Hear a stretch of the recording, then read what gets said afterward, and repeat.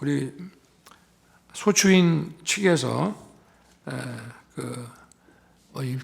비상계엄의 위헌성에 대해서 말씀을 하시면서 대통령이 정치인으로서 이 야당과 대화와 타협을 해야 되는데 대통령이 그런 거를 방기하면서 결국 이 사태를 만들어 놓고 이걸 계엄으로 해결하려고 한 거라 이게 위헌성이 아주 농후하다고 말씀을 하셨습니다.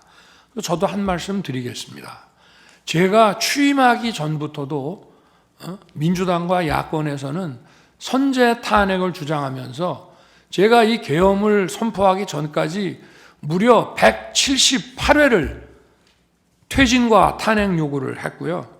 제가 국회 예산안 기조연설을 하러 가면 아무리 미워도 그래도 얘기 듣고 박수 한번 쳐주는 것이 대화와 타협의 기본인데 제가 취임하고 갔더니 아예 로텐더홀에서 대통령 퇴진 이 시위를 하면서 의사당에 들어오지도 않아서 여당 의원만 놓고 반쪽짜리 제가 예산안 기조연설을 했고요. 그 다음번에는 이제 들어는 왔습니다. 언론에서 비판하니까. 근데 전부 고개를 돌리고 있고 제가 끝나고 악수를 하니까 전부 거부하면서 그 문 쪽에 있는 일부만, 앞면이 있는 일부만 하고 저에게 심지어는 빨리 사퇴하세요. 이런 의원들도 많았습니다.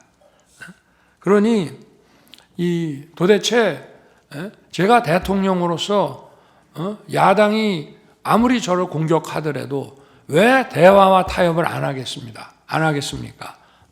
의석수도 100석 조금 넘는 의석을 가지고 어떻게든 야당을 설득해서 뭐를 해보려고 한 건데 이 문명국가에서 도대체 현대사에서 볼 수 없는 이런 줄타내기라고 하는 것은 이거는 대단히 악의적인 거고 이거는 대화 타협을 하겠다는 것이 아니라 그냥 이 정권을 파괴시키는 것이 우리의 목표라고 하는 것을 명확히 보여주는 겁니다. 아까도 0. 몇 프로의 예산 삭감이 0. 몇 프로에 불과하다고 했는데요.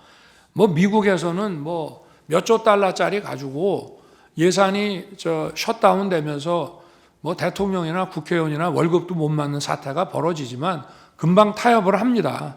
근데 도대체 우리 헌정사상 핵심 아킬레스건 예산을 일방 삭감한 상태로 예산안을 일방 통과시킨 것은 지난 12월이 유일했습니다.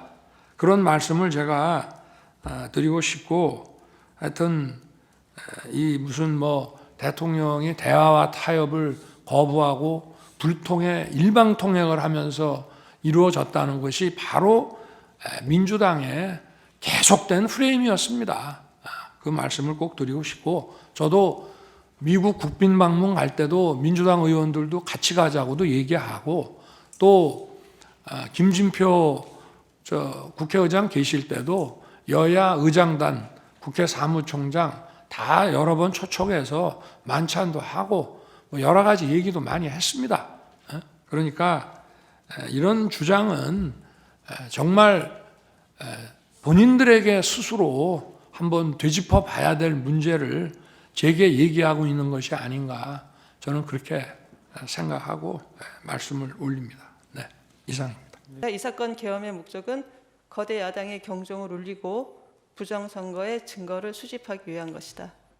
부정선거에 대한 증거를 수집한다는 것보다 부정선거에 대한 실체를 제대로 파악을 해서 그 부정선거에 대한 그 국민들에게 이게 있었는지 없었는지 정말 있었다면 없었다면 부정선거 없으니까 걱정하지 마세요라고 얘기하면 될 것입니다. 이러한 이유로 비상계엄을 선포할 수 있다고 생각을 하시는 거죠? 이러한 목적을 위해서 비상계엄을 선포할 수 있다 이렇게 생각을 하시는 거죠? 그 비상계엄 요건은 대통령님께서 판단하시는 것이기 때문에 알겠습니다. 그 요건에 대한 것은 대통령님 몫이라고 생각합니다.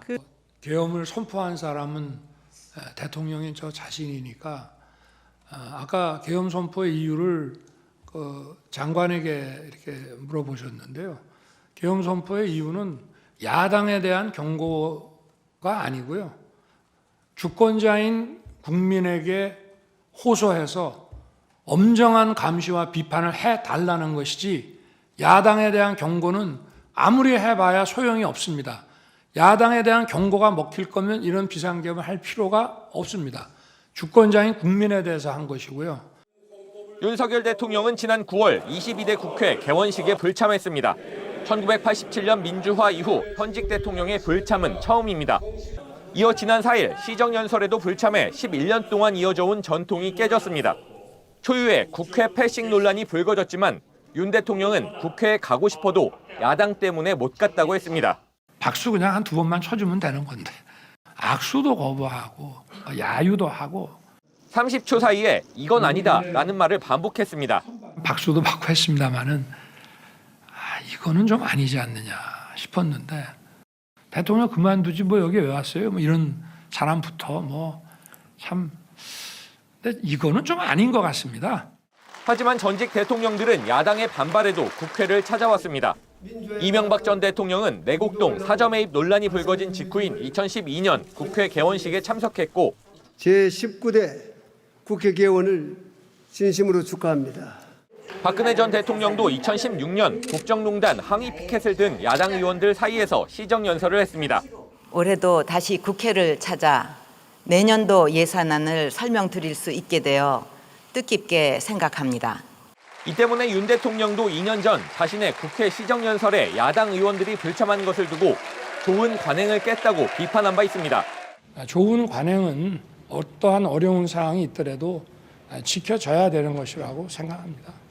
하지만 오늘은 국회에 가는 건 대통령의 선택이라고 했습니다. 국회에 가는 거는 의무는 아니고 그 난장판이 되고 그런 모습에 대통령이 가는 거를 국민한테 보여주는 게 국회에 도움이 되는지 모르겠습니다. 저는 그런 면에서 국회도 생각을 한 겁니다. JTBC 유선입니다. 시작하는